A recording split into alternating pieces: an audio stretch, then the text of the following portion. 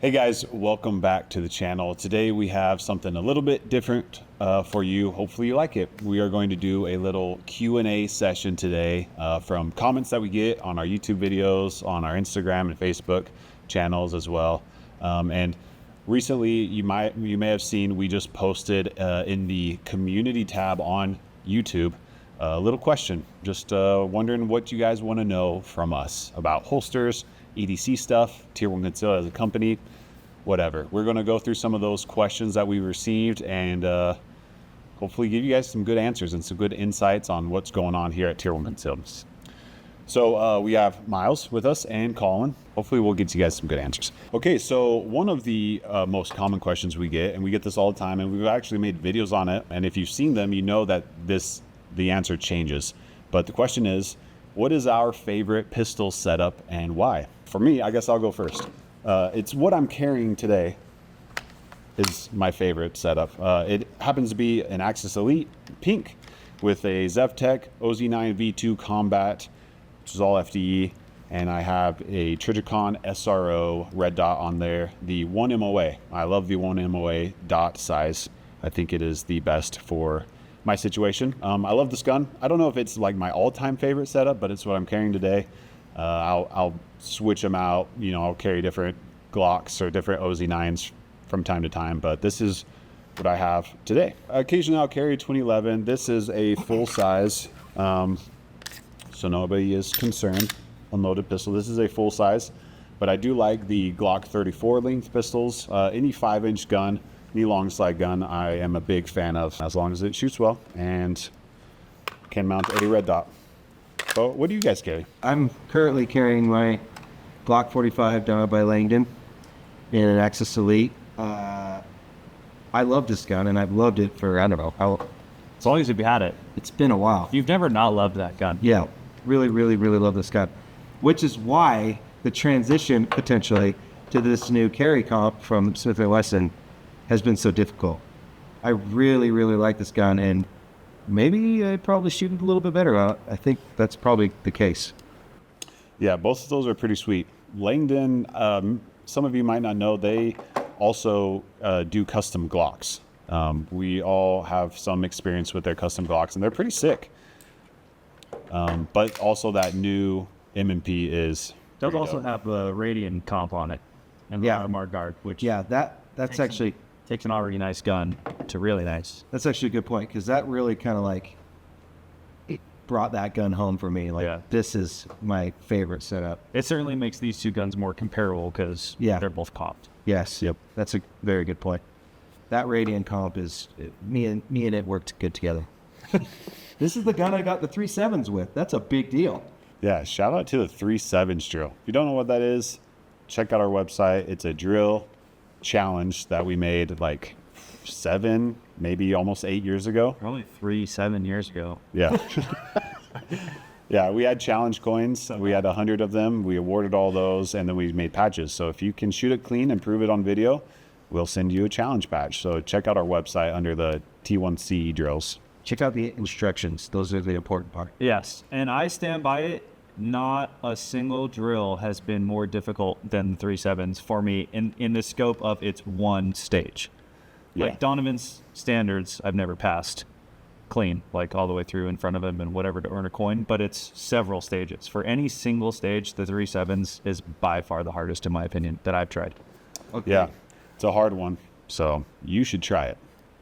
Tag us in your attempts. Miles, what are you? What's your favorite setup? My favorite setup has been for a while now. This is a Glock 45. I am a big, my first handgun was a Glock. I sold it and bought an M&P. In between there, I broke both my wrists worse than I've ever broke them, and I felt like I didn't shoot the Glock as well anymore. Kind of hurt my wrist to shoot. So I was trying new guns, got an M&P 1.0, because that's all there was back then. I love that gun. And then the 19X came out, and I went and shot it at a range day that Glock was doing, and I loved it. And so that was like the return to Glock for me. And I don't know if it's because I was a better shooter and like the wrist issues weren't as prevalent because I had become good enough to get past that. But the shorter slide, 19 slide, 17 frame for me feels completely different than a 19 or a 17. And I'm not sure why, but it's by far my favorite. This one has the Noveski slide on it, and it does have the Align Tactical gas pedal, which I have liked a lot. You do have to modify your holster, and we won't cover it if you mess it up trying to do that, but I've really liked it. Right now I'm running the Lead and Steel PV3 on it. It had an acro, but the window on the acro is so small I wanted something a little bigger, so we're giving this a try. And I have the tactical whole trigger kit in it as well. But this is definitely my favorite setup I've had in a long time. Yeah, you brought up a good point. I was the same way with Glocks. I, for whatever reason, couldn't shoot them well. And this was the first Glock that was different for whatever reason. I don't know what the reason. Maybe what you said. I've never thought of that. Maybe I just got better at shooting, hanging out with you two. Yeah. And I just all of a sudden could shoot that thing. Yeah. Yeah, not sure why. I'm not a scientist, but I really love a 19X and a 45. Pro tip for you guys out there, if you're trying to improve and you're testing different guns, or maybe you just have a bunch of guns that you like to shoot, if you really choose one and like hone in on that and really dedicate yourself to that gun, that can potentially help you improve even better at a faster rate, because you're not changing grip angles or sight alignment or bore axis or anything. You're getting to know that trigger. You're getting real familiar with that gun. So that's a problem some of us have had here. But if you kind of pick one gun and stick to it, you can get really, really good. I will back that 110%. And people that have commented seeing my progression, I think the past 5 or 6 months in particular, that's been a big part of it, because I used to be carrying a new gun almost every day because I'm taking photos of different stuff all the time. And a few months ago, I really decided to only shoot this gun for a long time and see how much I can progress. And I think it's made a huge difference. Yep. So food for thought there. Okay, moving on to the next question. What is our recommended belt for EDC, or everyday carry? There are a lot of good belts out there. We kind of collectively at Tier 1 Concealed, we really like 2 belts. And they're different and similar in their own ways. And we offer both of them on our website. We like them enough to feel good about recommending them to you. So one of those belts is the EDCS belt. It is a nice kind of hybrid belt that offers flexibility along with rigidity.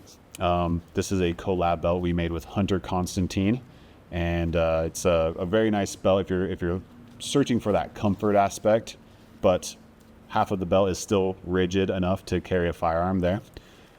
We also offer a collab belt that we made with Core Essentials. This is the EDC belt, and it is fully rigid, but is very adjustable, very sturdy. And some people love this for EDC because it holds everything super securely and in place. And if you have a big, heavy setup, like a full metal gun or something, or maybe a big gun, this might be a good option for you because it will really hold it in place. They're both pretty secure. So what are your guys' favorite belts? So, and I'm going to mention this first. What we run personally is not the end all for anyone. Like, everyone's body is different. So I know, like, some people love just a regular leather belt. Like, the Agonic belt's really good. There's definitely good options, and everyone's body type is going to be different.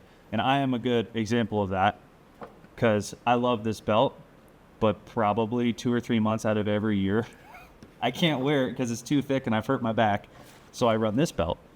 So you kind of just got to play with stuff. And that's not just like belts. That's across the board. That's guns, that's holsters, that's everything is going to be catered to what you like. So just keep trying stuff. You'll figure it out for yourself. Now that we have the stretchy option, we now offer 2 belts that I run all the time. They both work well for EDC. They're both good options. And maybe just find a friend that has one of the 2, try it out, or buy both, and then you'll have both.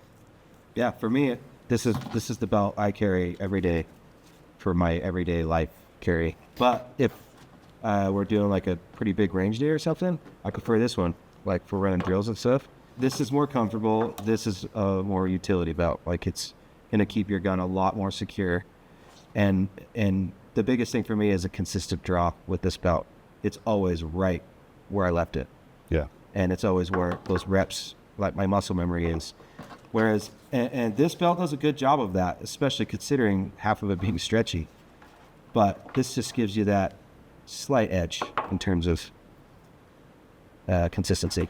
And another thing worth mentioning is this belt could be used for appendix, 4 o'clock, strong side, anywhere you want to carry, whether that's IWB or OWB. You can throw an outside the waistband holster setup on this with mag carries and things like that. It's sturdy enough and rigid enough to allow for that. The EDCS belt is kind of designed around appendix carry. It's kind of limited in that aspect. It's not really designed for OWB or strong side. So that's just another thing to keep in mind when looking for the right belt for you. But these are our 2 favorites. Next question is summer carry versus winter carry. Do we change our setups or are they largely the same? What do you guys think? For me personally, I don't change. I'm Same. pretty much the same all year round. Same. There are guys even inside of tier 1 that do that. Yeah. Mm-hmm. For me, I mean, I conceal the 17 size frame just fine. So Yeah. within a t-shirt. Yeah. So there's no reason for me to switch. Obviously, comfort going to a small gun is super comfortable compared to a full size gun, but I don't shoot small guns well, so I don't want to carry something I don't shoot very well. Right. Yeah, that's kind of how I see it. And we've said this here before a lot, but we kind of agree that we think you should carry the gun that you shoot the best, if at all possible. Depending on the size of the person and their body type and things like that, you might not be able to carry a full-size gun or the gun that you shoot the best, but there should be some sort of compromise there. If you are struggling with concealment, maybe it's your attire or just your body type, people are known to carry a smaller gun in the summer where you're generally wearing less clothing, just to avoid printing and making things super obvious, and then getting away with a bigger setup in the winter when you're wearing more clothes. That's not uncommon, but you really have to consider, like, okay, why am I carrying this gun? I want to be as proficient and responsible as possible with the firearm I'm carrying, so I better know how to shoot that extremely well and consistently, and I need to be able to trust my life with it. So don't get in that mindset where you think you have to carry a tiny gun because it's concealable. If you can't shoot it, then I mean, what's the point, right? Yeah, and we've talked about this before, but people notice a lot less than you might think Yeah. in terms of Yeah. printing and stuff. You're like your biggest critiquer, I guess. What's the word? yeah, you're your biggest critic. Critic. Yeah.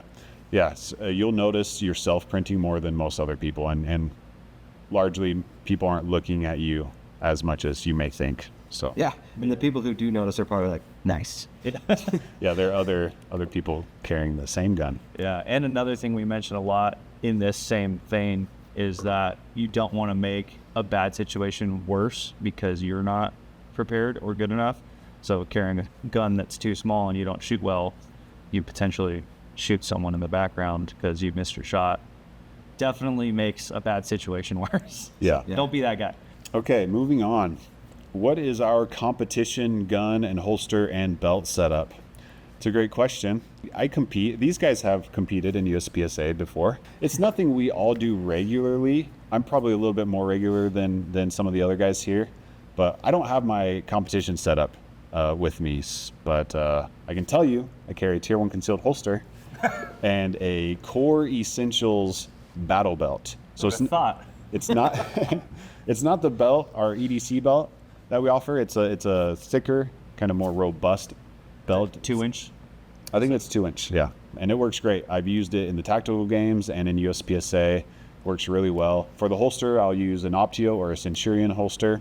And my main competition gun is an Atlas Titan RDS right now. Yeah, and you brought up using our current EDC belt as like a sort of an OWB minimalist rig, battle belt type setup. That's exactly what I do. When the few competitions I have done, that's what I did. I used our EDC belt because it's pretty sturdy. Yeah, totally a viable option. Let's get on to the next one. This is more of a holster design question. What Kydex thickness is the best and why? So disclaimer for IWB holsters that we offer, we only have one option for Kydex thickness, and that is the option that we decided was the best compromise between structural integrity and minimalism, I guess. You don't want an IWB holster to be bulkier and bigger than it needs to be, right? So the Kydex thickness that we use for our IWB stuff is a good compromise between sturdiness, rigidity, and I guess concealability. But for OWB stuff, we do have two different options, and to be honest, in my opinion, I don't think for what I'm doing, it doesn't matter which one you choose. So we have a 0.090 inch thickness and a 0.125. So they're both thicker than our Kydex for IWB holsters. The 125 is our thickest. Some people like that just for peace of mind, because if it's like an OWB setup, they want it as sturdy as possible. But they're both, from my experience, they're both very rigid and sturdy. Yeah, there's a reason we're totally fine doing a lifetime warranty on those things. Yeah. That we know that they're very durable. Yeah, that's a good point. Lifetime warranty on all our Kydex goods. Next question. How does belt clip spacing affect concealment? I think it depends on the person, because like if you have a big belly, it's going to conceal totally differently than if you're super thin.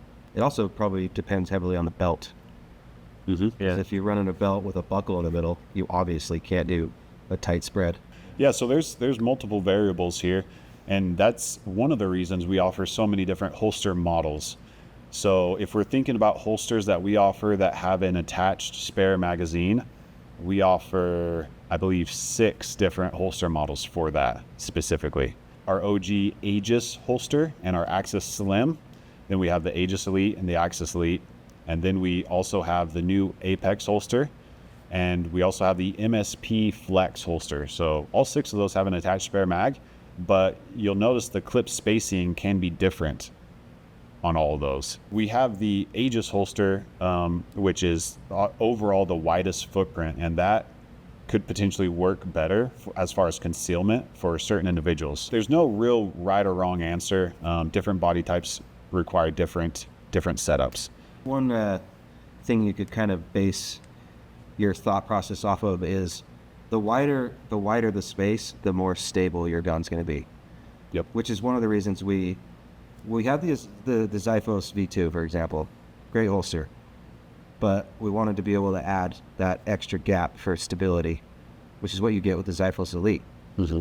So, the tighter the clips, the more rotation you're going to get. Yeah, that's a good point.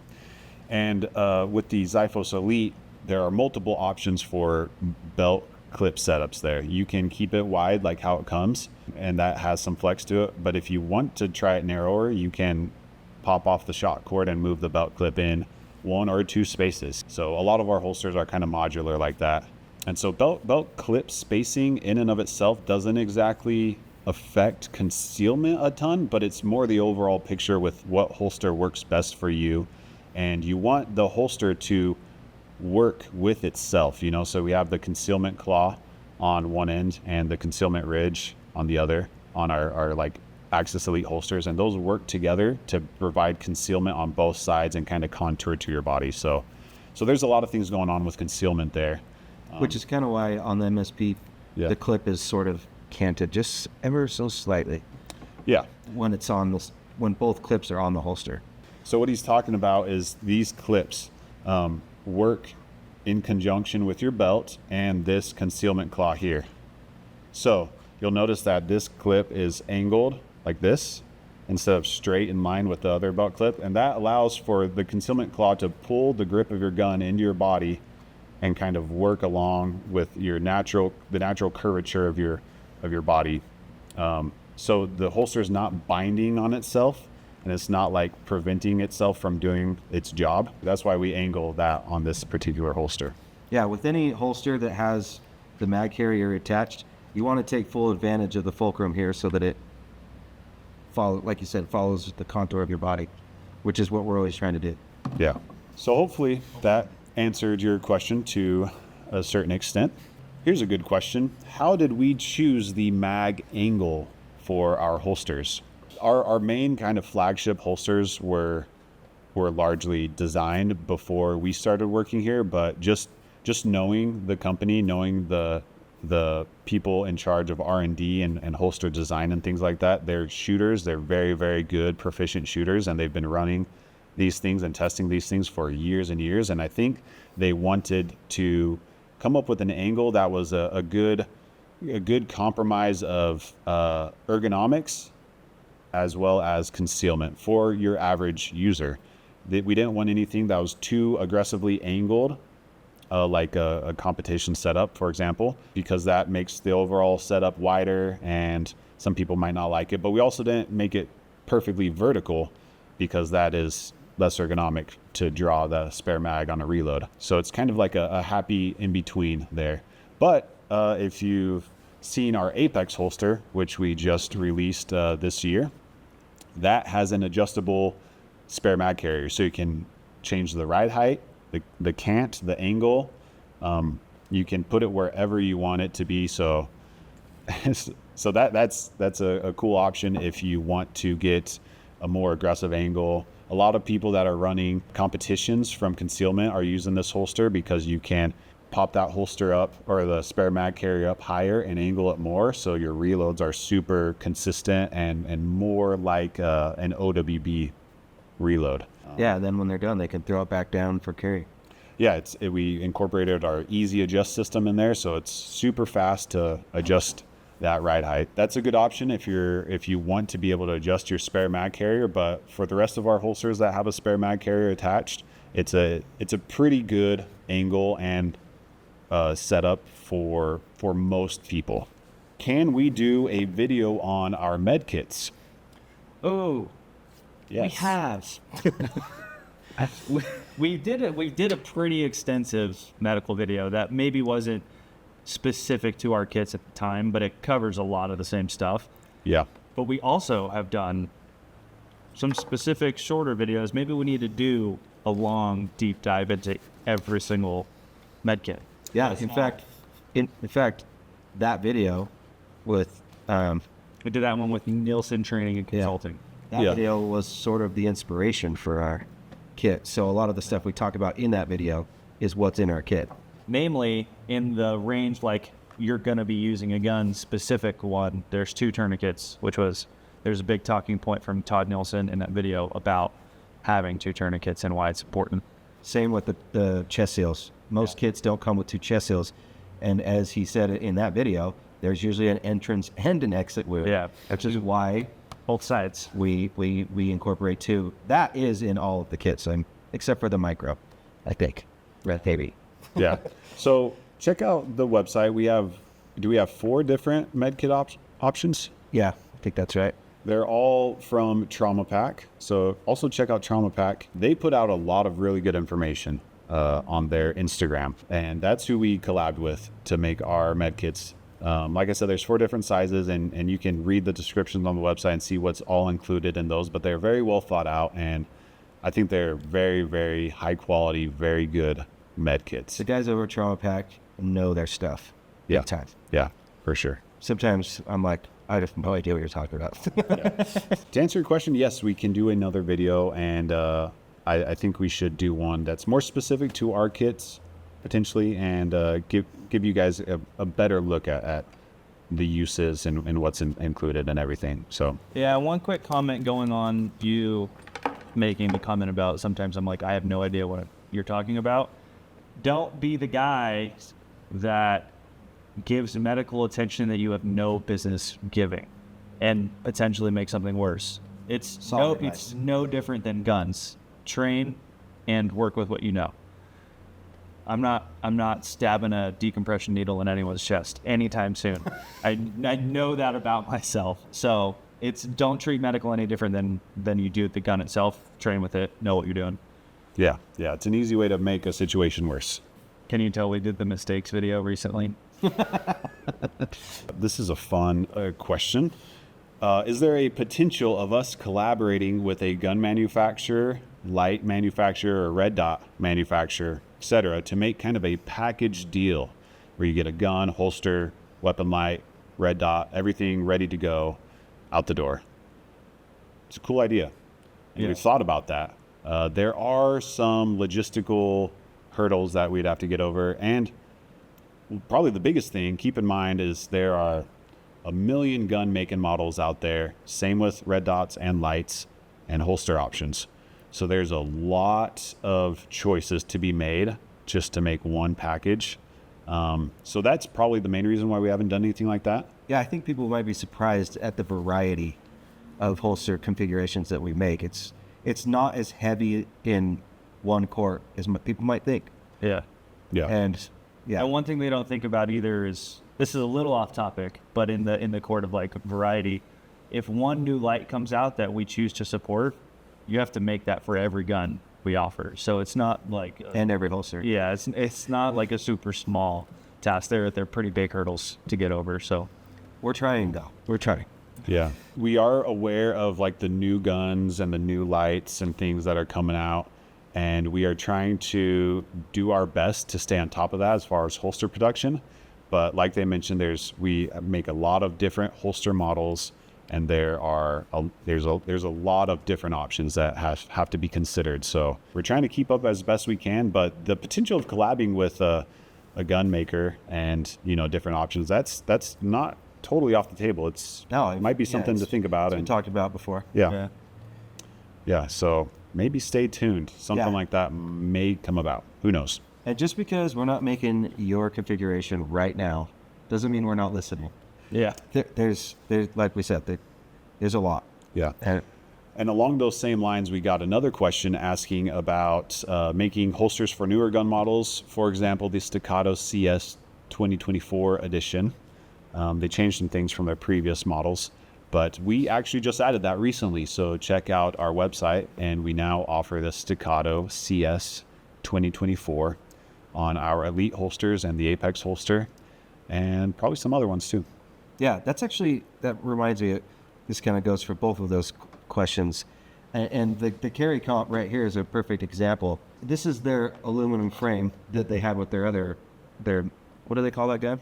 Just the metal. The metal gun. So in theory, even according to them, it should be the same for holsters. Turns out it's not. There's these little differences that make a big difference in terms of what we do for the holster. And because, we have a standard that we have for in terms of how the holster performs.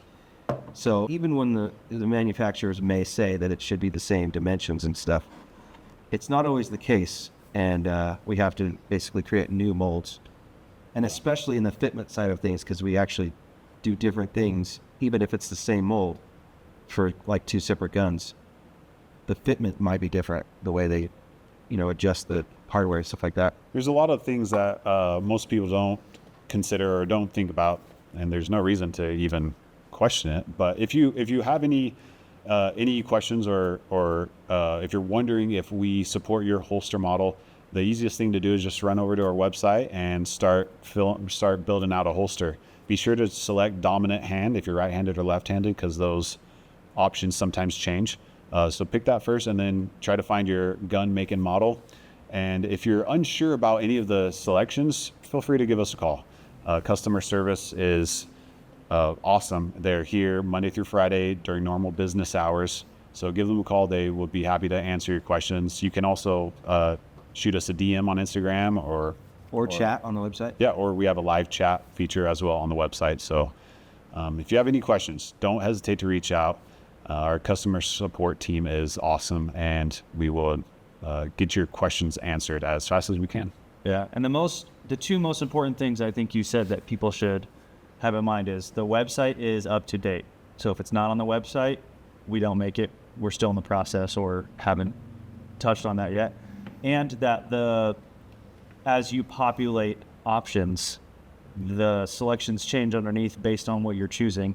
So don't go in and skip tabs and say you don't see your gun, because you might have not selected the right thing to populate that option. Yep. Yeah, and to your point of checking the website, half the time that's so dynamically updated that when someone asks one of us, we check the website. Yeah, that's what if I'm not in the office where I have someone that I know is in the know more than me, I'm just looking at the website. Yeah. Yeah. Yeah, that's the master list right there. So Yeah, that is the any questions, check the website. How do you carry in sweatpants or shorts? That's a good question. There are a lot of Is it safe to assume this is shorts with no belt loops? I'm thinking like 'Cause I was gym gonna shorts say or The basketball same shorts. as my jeans. Yeah, a no belt loop situation, some athletic attire or something like that. One option is drawstrings. Does it have drawstrings? If so, can you get them tight enough to make that waistband, relatively secure? Yeah, and then in that case, you'd probably run ulti clips, I would imagine, or something like the Alias system, or whatever they call their independent structure, or like leisure carry, or something along those lines. I personally have never not carried with a belt. Yeah. I don't own pants that don't have belt loops. I'm not like a comfort guy when it comes to pants. Turns out. There are tons of options out there, like the leisure carry. Also, if you're like a big, what do you call it? Sportswear? What you call it? Active wear? Athletic wear. Yeah. Arrowhead Tactical makes some stuff that's interesting and seems to be pretty functioning in terms of keeping your gun safely in your pants. Some people even put a belt on, just on their waist, and then put their gun in it. Like I used to do that with our EDC belt. Yeah. Both of them. So ultimately, it's either your drawstring is tight enough and secure enough to hold and support the weight, or you're finding like a third-party external solution for that. With the drawstring thing, I think you have to have all D clips though. Yeah. Or DCC clips. Oh yeah. Which I don't know if that's an official recommendation, but Yeah. for me, DCC clips will hold on to anything. Yeah. But ultimately, you'll just have to. either. It lives there. Once they're on, they're never coming off. Yeah. Yeah, they are aggressive, but that's why people love them. They're metal. Same with the ulti clips, but it's something you'll just have to experiment with.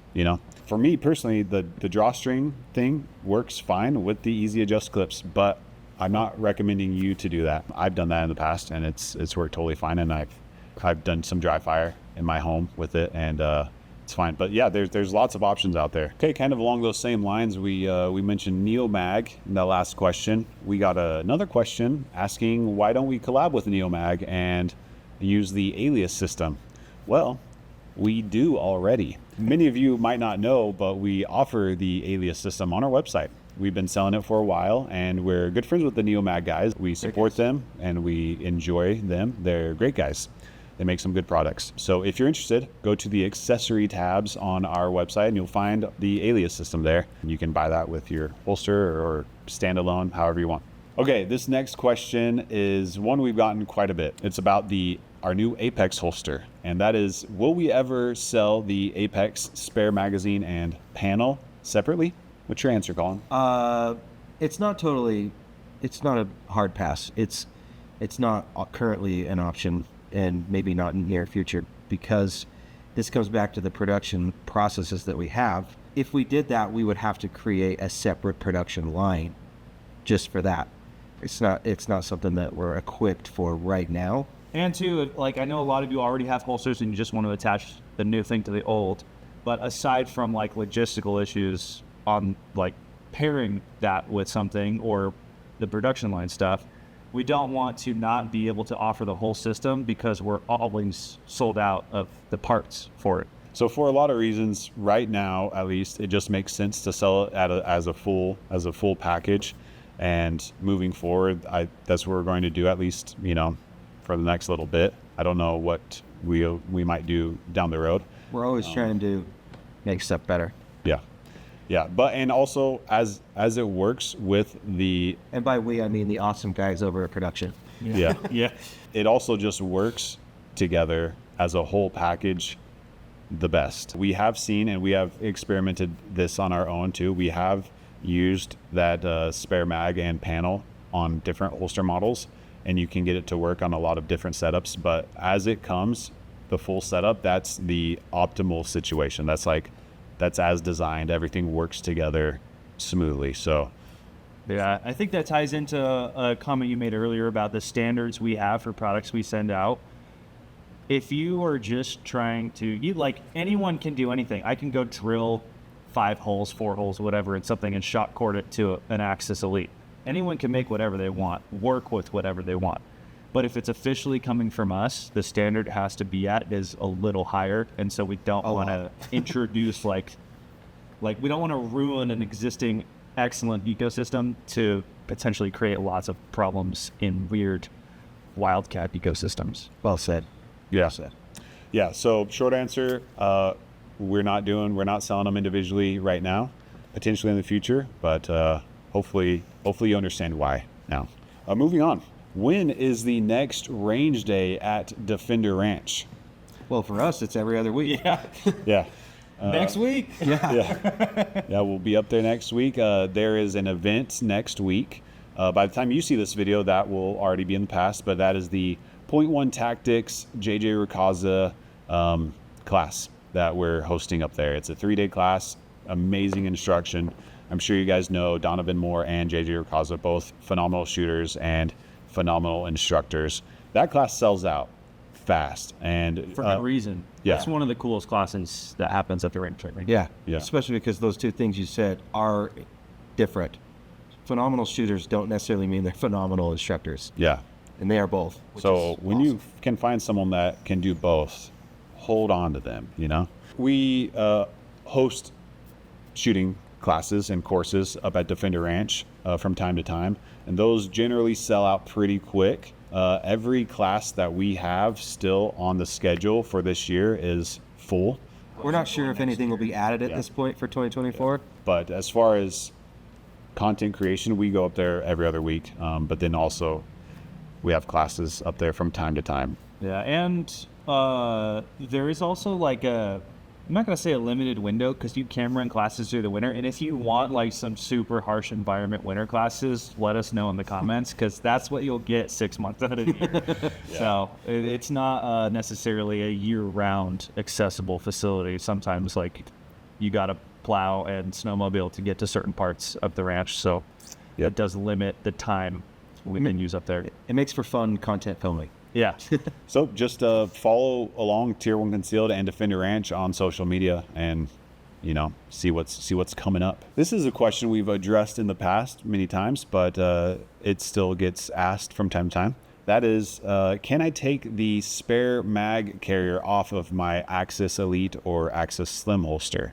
Yes, you can. All you have to do is unthread the shock cord. It's not as quick and easy as the AGIS holsters that we offer, but you absolutely can, and we see it all the time. And it could be a situational thing where maybe one day you just want to carry the gun sight only. There's usually a little simple knot back here behind this kind of clasp, this little keeper, whatever you want to call it. Just pop that off and unthread the shock cord, and then you can carry them individually, separately. You can even take the secondary belt clip off and throw it in these rivet eyelets where the shock cord is if you want to make like a dual belt clip system. You know, there's a lot of modularity to these holsters that people might not realize. Keep in mind what we talked about with the spacing.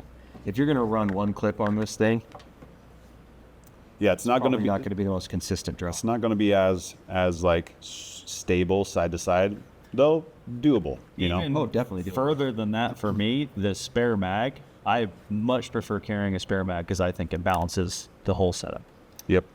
Yeah, And we've heard that time and time again, and I totally agree. The way this holster is set up, it's very balanced and very kind of even, especially if you're riding the middle of the holster, like with your midline of your body. It's very balanced, very even, consistent, not a lot of movement there. So keep that in mind. But yeah, you can run any of these holsters, you know, just gun sight only if you'd like. Just keep in mind though, when you're taking the shock cord off, how it's kind of threaded in there. It's not a very difficult thing to put back together, but some people have questions. They're not sure exactly how to get it back. If you did take it apart and forgot how to put it together, we do have a shock cord threading video you can go watch, and it'll walk you through it. Yep. What is the difference between the AXIS holster and the AGIS holster? We don't get this question as much anymore, but we used to get it all the time, and it's a valid question because they're very similar, but there is a big difference, namely how the spare magazine attaches to the gun side. So with the AGIS, you'll see this row of button snaps and this flexible connector piece that we have. The AXIS has just shot cord. So the different connection method allows the AXIS to be a little bit narrower. It's overall a more narrow setup. The AGIS is a little bit wider, but not much, maybe 3/4 of an inch at most. But the benefit to the AGIS, like in our previous question, if you want to pop off the spare mag carrier and carry the gun sight only, it's very quick and easy. You don't have to really do much. You just pop the button snaps off, and you can carry this in a different location or not at all. You know, carry this wherever you want. And then to put it back together, you just pop these back on, and then you have the full system again. So if that's a concern for you, the AGIS is a very good option just because it's quick and easy. But if you don't think you'll pop off the spare mag carrier very often, then the AXIS is that same holster, just a little bit more compact. Yeah, and the body type thing comes into play here. Yep. Like you can carry an Aegis piece of cake, and I think I've even heard you say that sometimes it's more comfortable.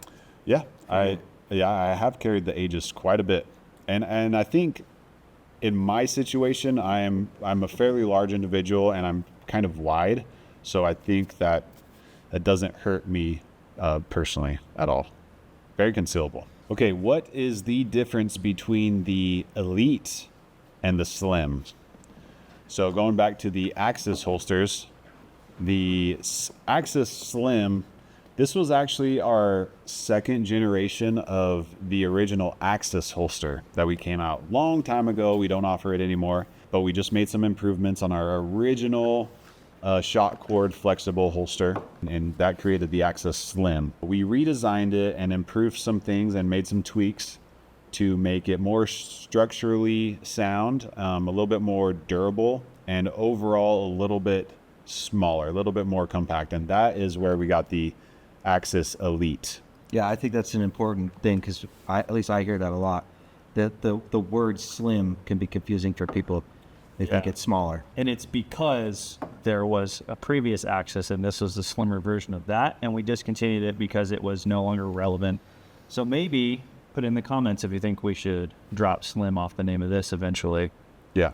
And legacy name just stays AXIS. Yeah. Yeah. And back to where you were headed, the features on the Elite. We got the concealment ridge on the mag side, whereas you don't have that on the Slim. We've got all the like reinforcement, gusseting, along with the points that we found over the years that not necessarily were breaking all the time, but if it did, that's where it would be. Yeah, there's just some high stress points that we wanted to beef up, you know, make things a little bit more consistent. And also the way we produce the holster with the Kydex, it allowed us to make it more slim without losing any of the features. So this has more features and we're able to make it more compact. Don't be confused, like they said, by the name Slim. This is still not quite as small of a package, but if we don't offer your specific gun make and model in the Elite holster, check out the Slim because it's still a very good holster and we have a ton of people running it still. We have some options, some gun make and model options that are available on the AXIS Slim that aren't available on the Elite yet. So if that's your situation, don't feel like you just can't get a holster because the AXIS Slim is still a very, very good holster, still conceals very well. And we back our products with a lifetime warranty. So don't be scared to go with the AXIS Slim. Yeah. Next question is, what is your preferred zero distance for your EDC handgun or a self-defense handgun? I already know I'm going to get hate for this, but mine's 10 yards. Okay. I think a lot of people go 25, but I know what I'm shooting and where it's hitting. Yeah. So That's the most important part. Yeah. if you're going to get hate for 10 yards, can't wait to see the comments for my 7-yard zero. And there's some reasons behind that. The reason I don't like a 25-yard zero is, even in my experience, like bench resting a pistol or shooting off of a sandbag or something, there's still a lot of movement when you're trying to zero a gun. And I found that I wasn't getting as consistent of a shot that I wanted, I was kind of chasing my zero, right? I might throw one, and it's all me or environmental factors. I might throw one a few inches off to the side, and I'm like, oh, I got to dial because now I'm shooting over there. But in reality, it was just me. So I like a 7 or 10 yard zero because I can get real consistent. I can print a super tight group, and I feel confident with that. But like Miles said, you have to know where you're shooting, right? You have to know the distances and how your gun and the trajectory of the round you're shooting, how that works, right? But regardless, for a lot of us, like we'll zero at 10 yards, for example, and then we'll shoot steel at 100 yards and we'll hold point of aim, point of impact. So Yeah. there's not a ton of variation within those distances. But I mean, if you're a fan of 25 yard zero, do that, do what you, Yeah, if you know do what what's you going to like. happen in between there, Yeah. then great. That's funny. I do mine at 15. We're all three different. Yeah. I have zeroed at, different distances. And one thing to always, no matter what gun it is, to remember is there's an optic system above the barrel, right? So there's a mechanical offset. So if you're working within those distances, like if you're closer than your zero distance, there's a chance your impacts are going to be low. Does that make sense? Your optic's up here, the barrel's down here, right? So if you're shooting point blank, where you see that little dot, the bullet's going to be impacting low because that's where the barrel is, right? Just keep in mind mechanical offset if you're using a 25 yard zero or something, but then you're running a stage or trying to shoot, the credit card head box at 5 yards or something, there is that mechanical offset of where your sight is versus where the bullet is leaving the barrel. Would you guys say that it's important to so let's say you zero at 10. You zero at 10, that doesn't mean you walk away and consider your gun ready to go. You should probably maybe shoot it at 5, see where your impacts are. Yeah, and that's a very common thing with rifles. If once you zero, you go confirm at 300 or whatever your distances are. It would be beneficial if you made that a habit with your handguns as well. Yeah, absolutely. Another thing to keep in mind is different guns have different optic mounting systems, and different red dots, for example, have different heights, right? You might be working with like a Canic SFX rival with a thick mounting plate and a Delta Point Pro, which is already a tall optic, and so the height of the red dot over the bore is going to be a lot greater than an OZ9 with an RMR, for example. Some guns have a really deep cut in the slide, so there's all these factors, right, play into how your gun performs and the trajectory and where the line of sight and the bullet intersect, right? So that's something you'll have to figure out and test out at the range. Pick the zero you think is going to be best for you and your circumstances, and then verify, right, at different distances. Also, we did make a video on how to zero a pistol red dot sight, and that is on our YouTube. Go check it out. I think it's a pretty good, insightful video. We'll link it. Do say so myself. Before we wrap it up, our last question is, how do we clean or maintain an open emitter red dot on our EDC setup? Great question, because if you've ever carried concealed with an open emitter, you probably notice that, lint, debris, stuff gets in there as you wear it throughout the day to day. I usually just use my t-shirt and just wipe it off, both sides of it. Or a microfiber if I have one available. Just real quick and easy. I also think too, maybe because we shoot more frequently, I've never had like some crazy dirty lint buildup that's blocking an emitter or anything. So maybe that's a factor, as we're shooting regularly enough, the slides move in and launch and whatever debris out of that optic. So generally I just have to wipe the lens off every once in a while. That's exactly the point I was going to bring up, because I do have some acquaintances who, like, if we're talking about their carry gun or whatever, and they'll pull it out, and it's like the first time that gun's seen light in 8 months. And they carry it every day, to their credit, but like they don't pull it out. And I'm like, holy, don't let it fire. There's a bunch of kindling in there. It's crazy how much stuff is in there. Yeah. Which also means if you haven't shot that gun in 8 months, you're not going to perform how you think you're going to perform. Exactly.